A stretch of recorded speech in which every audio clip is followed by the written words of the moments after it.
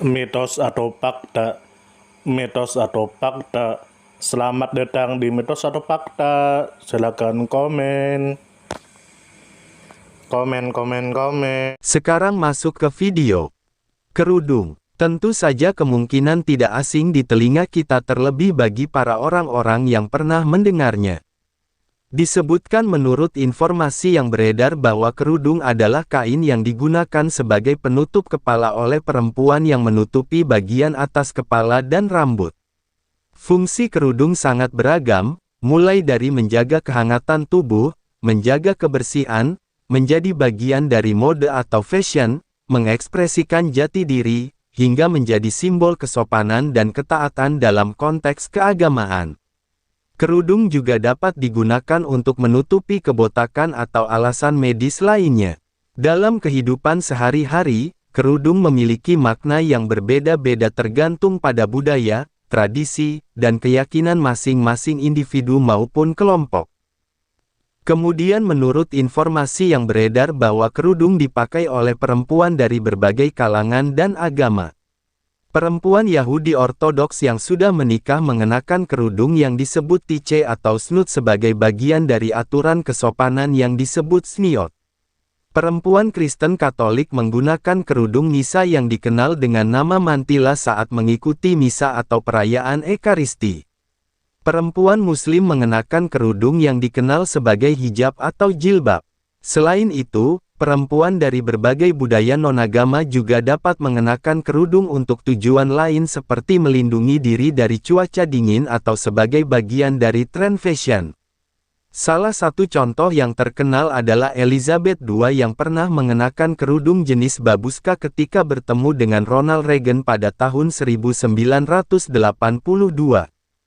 Kemudian menurut informasi yang beredar bahwa tradisi mengenakan kerudung telah ada sejak zaman kuno.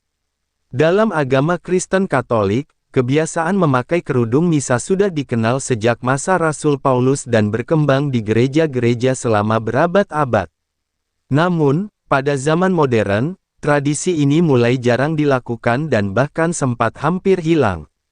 Belakangan ini, gereja mulai mempopulerkan kembali penggunaan kerudung misa sebagai bentuk devosi dan kerendahan hati di hadapan Allah. Dalam agama Yahudi Ortodoks, penggunaan kerudung bagi perempuan yang sudah menikah merupakan kewajiban yang tetap dijalankan hingga saat ini. Sementara itu, dalam agama Islam, kerudung sudah digunakan sejak awal perkembangan agama tersebut dan terus dipertahankan hingga masa kini. Dalam konteks non-agama, kerudung digunakan sesuai dengan kebutuhan, misalnya saat cuaca dingin atau ketika menghadiri acara resmi. Kemudian menurut informasi yang beredar bahwa penggunaan kerudung tersebar di seluruh dunia.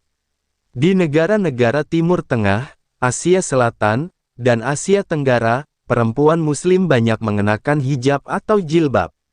Di wilayah Eropa dan Amerika, perempuan Katolik dapat mengenakan kerudung misa saat menghadiri misa di gereja. Di komunitas Yahudi Ortodoks, terutama di Israel dan Amerika Utara, perempuan yang sudah menikah seringkali memakai kerudung sebagai bagian dari tradisi keagamaan.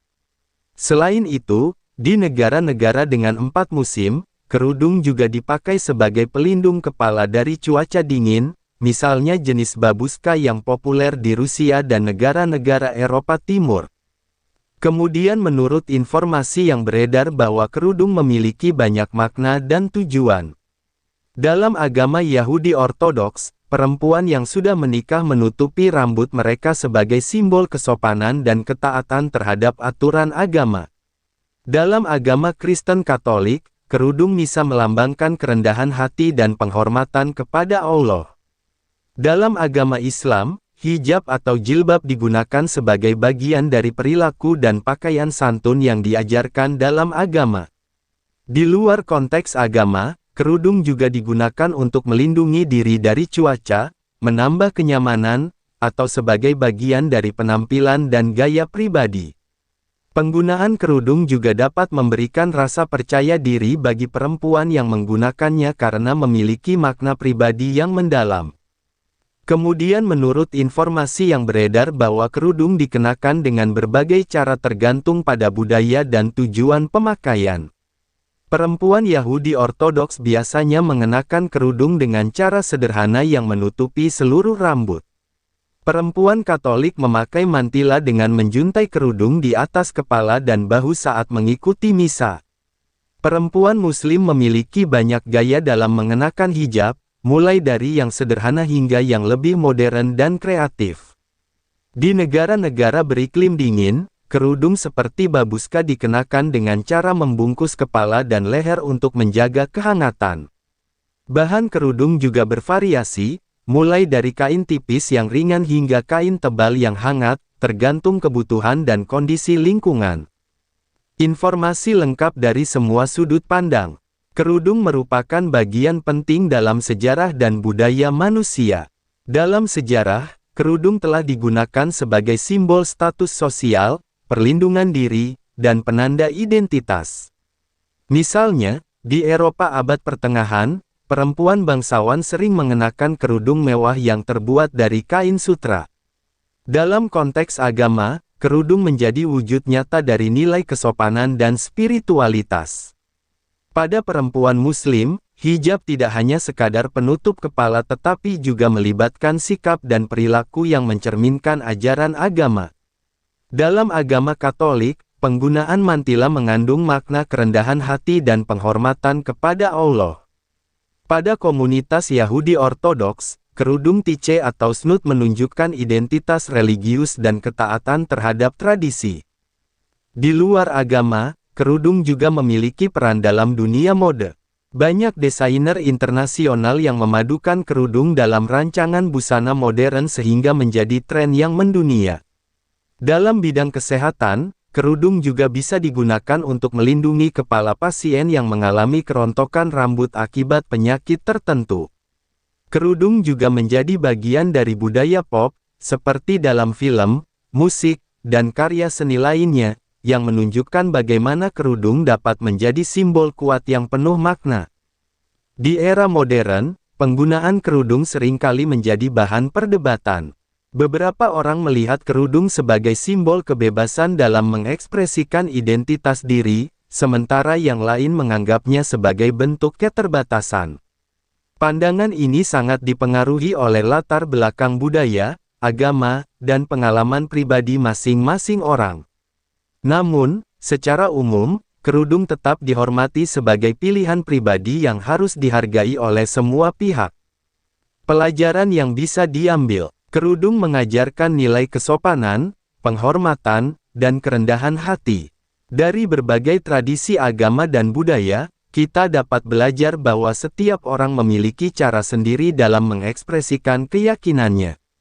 Kerudung juga mengajarkan kita untuk menghargai perbedaan dan memahami bahwa simbol tertentu dapat memiliki makna yang sangat dalam bagi orang lain. Selain itu, kerudung menunjukkan pentingnya menjaga identitas dan budaya meskipun zaman terus berubah.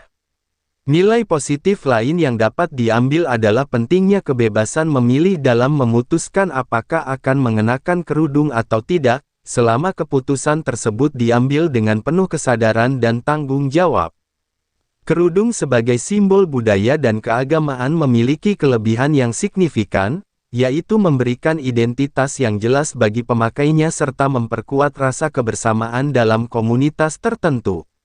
Selain itu, kerudung juga dapat menjadi sarana untuk menjaga kesopanan dan menghormati nilai spiritual.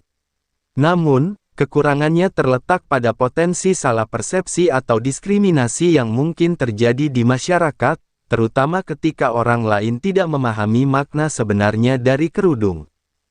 Saran yang membangun adalah perlunya edukasi yang lebih luas tentang makna dan tujuan kerudung dari berbagai perspektif, baik agama, budaya, maupun sosial. Dengan pemahaman yang benar, kerudung dapat diterima sebagai bagian dari kekayaan budaya dunia yang patut dihargai, bukan diperdebatkan. Selain itu, penting untuk mendorong kebebasan dan kesadaran pribadi dalam mengenakan kerudung, sehingga tidak ada paksaan dalam hal ini. Dengan begitu, kerudung dapat terus berkembang sebagai simbol positif yang mencerminkan kesopanan, keindahan, dan penghargaan terhadap keberagaman manusia.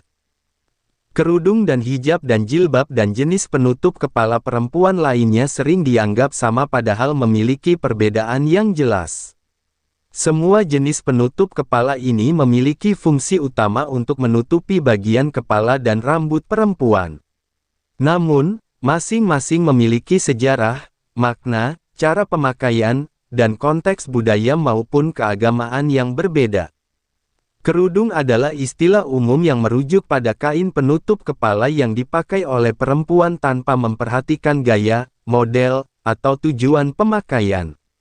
Hijab memiliki makna yang lebih luas, bukan hanya sekadar penutup kepala tetapi juga mencakup perilaku dan pakaian yang mencerminkan kesopanan dalam ajaran Islam. Jilbab merujuk pada busana longgar yang menutupi seluruh tubuh kecuali wajah dan telapak tangan. Selain itu, ada juga jenis penutup kepala lain seperti nikab, cador, burka, dupata, dan mantila yang memiliki ciri khas dan tradisi berbeda.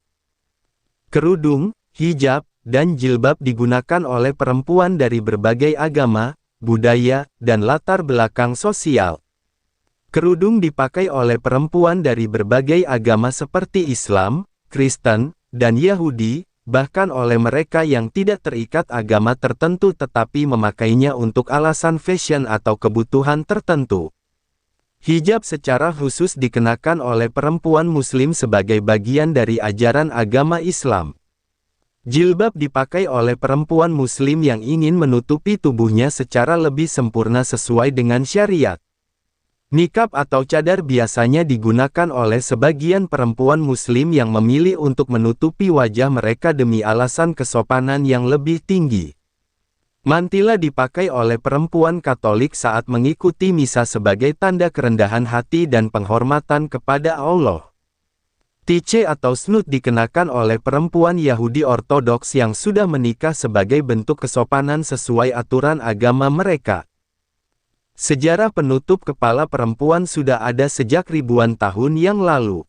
Kerudung telah dipakai sejak zaman peradaban kuno seperti Mesopotamia, Yunani, dan Romawi sebagai simbol status sosial dan kehormatan. Hijab mulai dikenal sejak awal perkembangan agama Islam di Jazirah Arab. Jilbab telah disebutkan dalam ajaran Islam sejak masa awal agama tersebut berkembang dan dipraktikkan hingga sekarang. Mantila dalam tradisi Katolik sudah digunakan sejak masa Rasul Paulus dan berkembang di gereja-gereja Eropa. Penggunaan nikab dan burka berkembang di wilayah Timur Tengah dan Asia Selatan sejak ratusan tahun lalu sebagai bagian dari budaya lokal dan ajaran agama. Perbedaan penggunaan kerudung dan hijab dan jilbab dan lainnya dapat dilihat di berbagai belahan dunia. Dan adapun hijab dan jilbab banyak ditemukan di negara-negara Muslim seperti Indonesia, Malaysia, Arab Saudi, Mesir, Pakistan, dan Turki dan adapun nikab dan burka lebih banyak digunakan di wilayah Timur Tengah seperti Arab Saudi dan Uni Emirat Arab, serta di beberapa negara Asia Selatan seperti Afghanistan. Dan adapun mantila digunakan di negara-negara yang memiliki komunitas Katolik besar, misalnya di Spanyol, Italia, dan Filipina. Dan adapun tiche atau snut digunakan oleh perempuan Yahudi Ortodoks di Israel, Amerika Serikat, dan beberapa negara Eropa dan kerudung non-agama digunakan di negara 4 musim seperti Rusia, Polandia, dan Kanada untuk melindungi kepala dari dingin. Alasan perempuan mengenakan penutup kepala sangat beragam seperti alasan keagamaan. Dalam Islam, hijab dan jilbab adalah bagian dari ajaran agama yang bertujuan menjaga kesopanan dan identitas seorang muslimah. Dalam Katolik, mantila menjadi simbol kerendahan hati dan devosi. Dalam Yahudi Ortodoks, kerudung adalah tanda ketaatan setelah seorang perempuan menikah. Alasan kesopanan. Beberapa perempuan memilih mengenakan kerudung meskipun tidak diwajibkan oleh agama karena merasa lebih nyaman dan terlindungi. Alasan budaya. Di beberapa daerah, kerudung menjadi bagian dari pakaian tradisional dan simbol identitas etnis. Alasan kesehatan dan kenyamanan. Kerudung dapat melindungi kepala dari panas matahari atau udara dingin, serta membantu menjaga kebersihan rambut. Alasan fashion. Banyak desainer busana yang memadukan kerudung dalam desain modern sehingga menjadi tren dalam dunia mode. Cara mengenakan kerudung dan hijab dan jilbab dan penutup kepala lainnya berbeda-beda sesuai budaya dan tradisi. Kerudung umumnya dililitkan di kepala dan diikat di bawah dagu atau di bagian belakang kepala. Dan adapun hijab dapat dipakai dengan berbagai gaya modern, seperti gaya segi empat, pasmina, atau syal panjang yang dililitkan. Dan adapun jilbab biasanya berupa pakaian panjang dan longgar, sering kali dipadukan dengan hijab yang menutupi kepala dan leher. Dan adapun nikab dipakai dengan menutupi wajah, hanya menyisakan bagian mata. Dan adapun burka menutupi seluruh tubuh termasuk wajah dengan kain tipis di area mata untuk melihat. Dan adapun mantila dikenakan dengan cara menjuntai kain tipis yang elegan di atas kepala dan bahu. Dan adapun tice atau snut dikenakan dengan cara sederhana, biasanya seperti topi atau kain yang membungkus rambut. Informasi tambahan dari semua sudut pandang. Kerudung dalam berbagai bentuknya merupakan simbol yang kaya makna. Dalam ajaran Islam, hijab tidak hanya tentang pakaian tetapi juga mencakup perilaku yang mencerminkan akhlak mulia. Hijab juga sering disalahartikan hanya sebagai kain penutup kepala, padahal konsepnya jauh lebih luas. Jilbab memiliki peran penting sebagai pelindung tubuh agar tidak terlihat lekuk tubuh perempuan dan menjaga kesopanan. Dalam tradisi Katolik, mantila adalah warisan sejarah yang syarat makna spiritual. Meskipun kini tidak lagi menjadi kewajiban, banyak perempuan yang tetap memakainya sebagai bentuk penghormatan.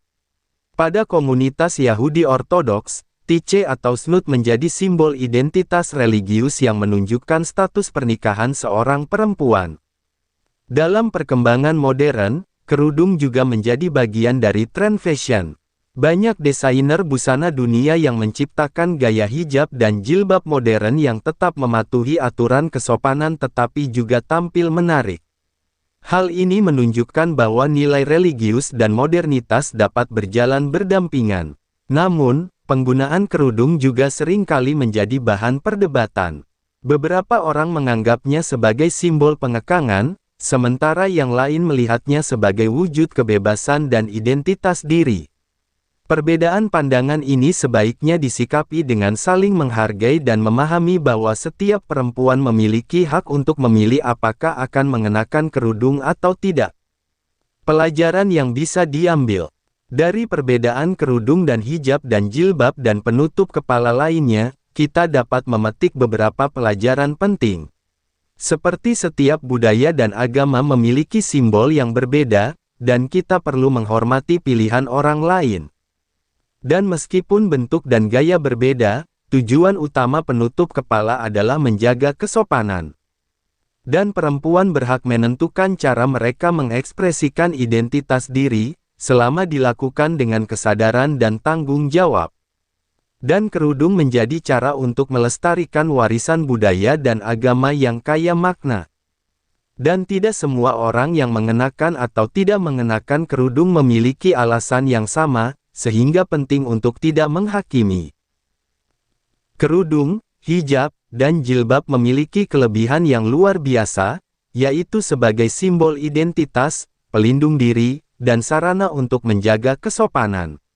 Namun, tantangan terbesar adalah adanya kesalahpahaman di masyarakat yang terkadang memicu diskriminasi atau stereotip negatif. Saran saya adalah perlunya edukasi yang lebih luas tentang makna sebenarnya dari setiap jenis penutup kepala. Media, sekolah, dan komunitas memiliki peran penting dalam memberikan pemahaman yang benar sehingga tidak terjadi kesalahpahaman. Selain itu, masyarakat perlu diajak untuk menghormati pilihan pribadi setiap perempuan, baik yang memilih untuk mengenakan penutup kepala maupun yang tidak. Dengan demikian, kerudung dan berbagai jenis penutup kepala lainnya dapat tetap menjadi simbol positif yang mempersatukan, bukan memecah belah. Sumber referensi Google Chrome dan ChatGPT. Gimana menurut Anda semua? Apakah itu mitos atau fakta? Jika mitos, silakan tulis di kolom komentar. Dan jika fakta, silakan tulis di kolom komentar. Karena kita tahu bahwasanya mitos itu adalah cerita yang dipercaya sebagai hasil imajinasi dan kebenarannya tidak dapat dibuktikan. Sedangkan fakta adalah suatu peristiwa atau keadaan yang benar-benar terjadi dan dapat dibuktikan. Nah, jadi bagaimana menurut Anda semua? Apakah ini mitos atau fakta? Silakan tulis di kolom komentar.